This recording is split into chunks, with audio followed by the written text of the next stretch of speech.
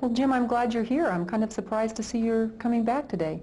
Well, I'll tell you one thing. I sat out in the front here for about an hour before I come in, and I was about that close to just cranking that pickup up and heading back home. I'll let you know, just like I told Rich, I'm not real happy about being here. I hope you understand that. I'm hearing you loud and clear that being here is not something that's really a high priority for you. And I'm looking at you and you got blonde hair. You know, I haven't had a lot of luck with blonde hair the last couple of weeks. Is that right? Well, tell me a little bit more about that. Well, I got assigned a probation officer, and she's a blonde-headed gal. Mm-hmm.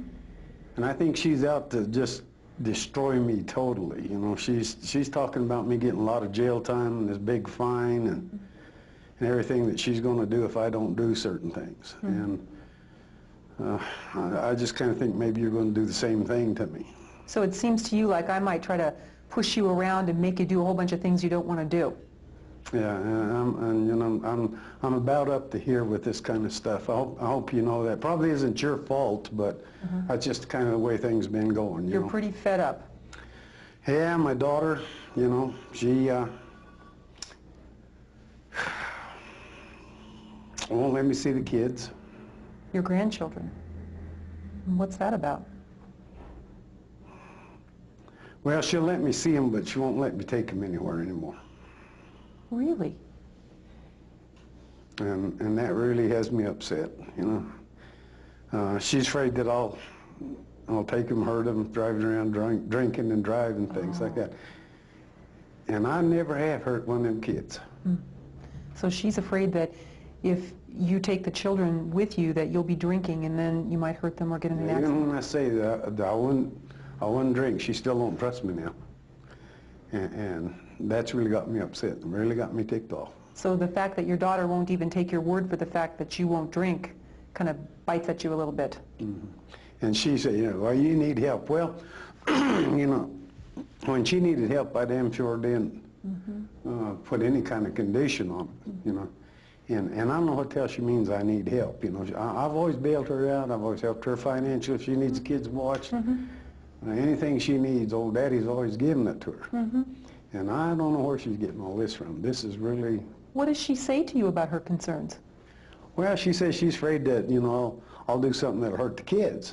But, you know, I never hurt them kids. I never have in my life done a thing to hurt them. Kind of a mystery to you why she'd even be worried about that?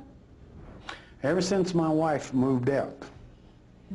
I think she's just taken an attitude with my wife, you know, that she's siding with her for some reason. You know, up until my wife moved out, things were going pretty good. You know, we're not divorced, but my wife is kind of upset at me also. She moved out 3 months ago. Do you kind of have the feeling that your wife and daughter are ganging up against you? It feels that way. I don't know if it's, you know, if that's true, but I just kind of feel like, what do they call it? Once they get you down, everybody jumps on. That's the way I feel now. You know, since that DWI, that car wreck and everything. And my wife's left, and my daughter's, you know, raising Cain with me. Now my probation officer's wanting to eat my lunch, put me in jail, and you know, break me financially and things like that. My boss has all but said if I lose my driver's license, I won't have a job there. I've got about 3 more years to go before I retire. So a lot of what I'm doing here, you know, or why I'm coming here. The only reason I'm coming here is so that I can maybe save my driver's license. I won't lose my job, so I won't lose my house.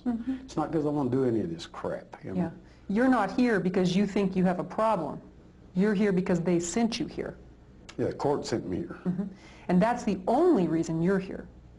Yeah, I'll be honest with you. There's no need of me lying to you because, you know, unless you go down and tell the court that, you know, I'm not motivated to be here or anything. But I don't like any of this, I'll be honest with you. You know, it's taking a lot of time that I don't have. It's taking a lot of money that I don't have, you know, for the court and the fines and all this stuff. And on top of that, I've got to pay my lawyer $1,000, which I don't have, to represent me. And I guess he's probably one of the reasons I'm here today, because, but you know, he and I drink together.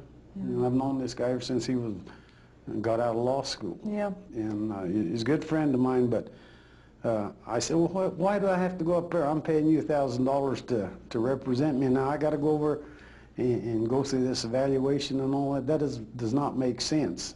And he's, well, you got a drinking problem. Hell, you know, I've had to take him home a lot of times. That I've been the one standing, he's been passed out and couldn't walk. You know, this doesn't make sense. None of this makes sense. So it's confusing to you why your drinking should cause a problem, or everybody should be talking about that, when you look around and you see that other people drink more than you do. Well, at this point in my life, it'd be different now. I mean, 10 years ago, I probably would have taken my medicine without being too cranky about it. But let me tell you something. I've changed an awful lot in 10 years. I used to be a rounder. I used to fight. I used to rodeo. I used to drink a lot. I made a living hauling rodeo stock and everything. And now I've settled down the last, 8, 10 years. I got me a good job. I'm driving short distance hauls. I drink a little bit, but I work hard. And it's nothing for me to sit down and drink 6-pack or 2 of beer and still be able to function. I'm not like one of them bums you see laying down there by the bus depot on the lawn selling his blood and stealing the hubcaps. I've never stole anything, and I've worked every day since I got a Social Security card. So it's kind of the same thing you were saying before, which is that it feels like everybody's looking at your drinking, but it's just not as bad as everybody thinks it is. You might say that. I don't know that it's true, but you might say that. Well, let me ask you this. Since you've been forced to come here, and since you're feeling like everybody's kind of pecking on you like a crow, there's a bunch of crows flying around pecking on you about this thing about your drinking, what would you like to do with the time that you spend with me here? What would be helpful for you?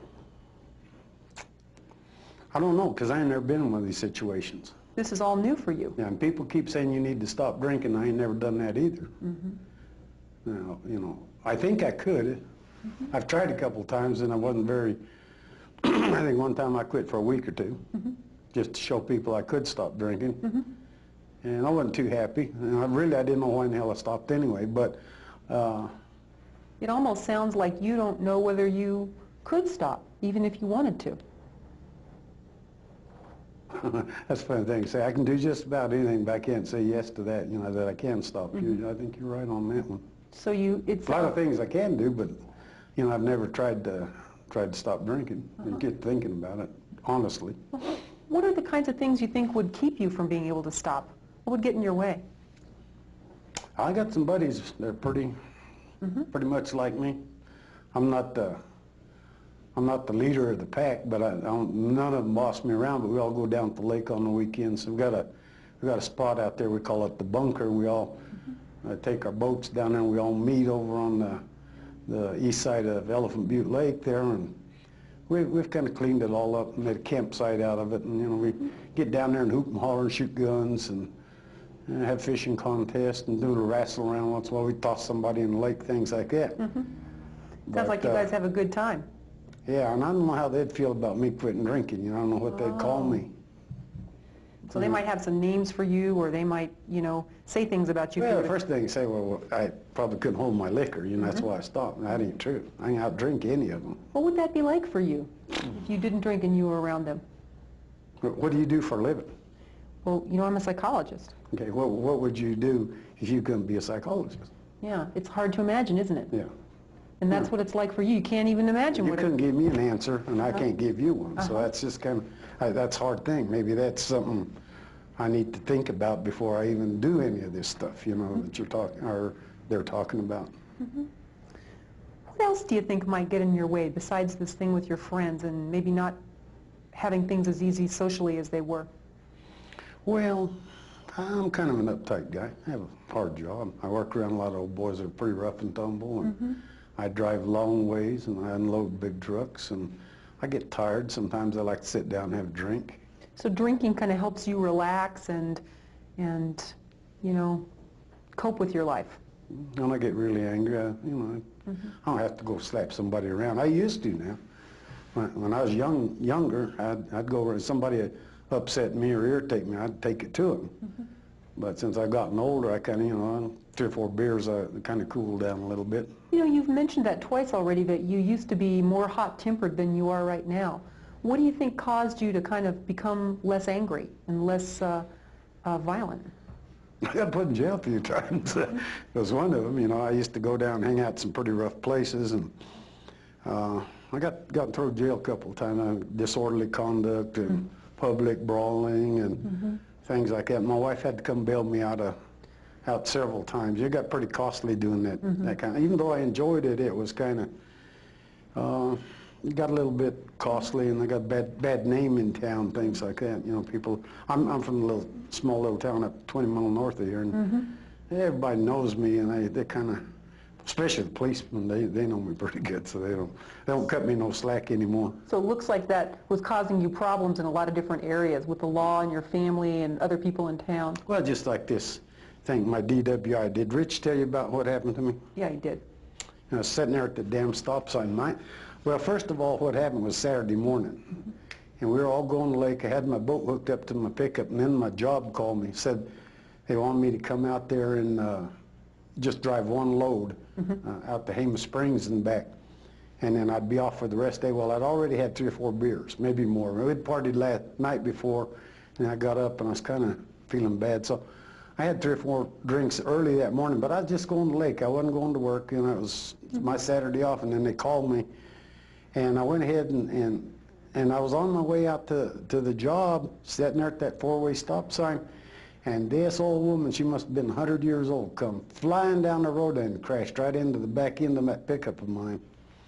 And the police come, and damn if they didn't arrest me. And they said it was my fault for being there. Now that didn't make sense. You know, some kids or a school bus been sitting there, that woman have wiped them all out. She's lucky she hit my truck. You know, it didn't tear it up too bad, but it bent it pretty good. But so just because you were drinking, they kind of used that as an excuse to pin the accident on you. Put it on me. She walks away scot-free, tore my pickup up. Now I got to pay for her car, or fixing her car in my pickup, and then I'm the one that's having to pay all the penalty, because somebody's grandma got out there, couldn't see, driving around crazy. You know, it's really weird, really stupid to me. That's got me upset too. Yeah, it sounds like it. Every time I think about that, you know. And this accident is what caused you to have to come in here and got you in all that trouble at work, and now they're thinking about taking your driver's license away, and that's why you got to come here. Yeah. Is there anything you guys can do maybe about me keeping my license and all that? You know, could you say something to that witch I got for a probation officer, maybe get her off my back? Or is there, you know, I wouldn't mind doing some of this stuff if there was anything in it for me, but so far I'm having to pay this and pay the lawyer and pay for the wreck and pay for the evaluation and everything, and so far old Jim ain't got nothing. Okay. Well, let me just say that I think here in the treatment center, we try not to get too involved with the legal aspects or the legal trouble. But lots of times people who have a DWI come here and they stay in treatment for a while and they quit drinking, and then usually if that happens, they're kind of out of trouble with the DWI and with the probation officer.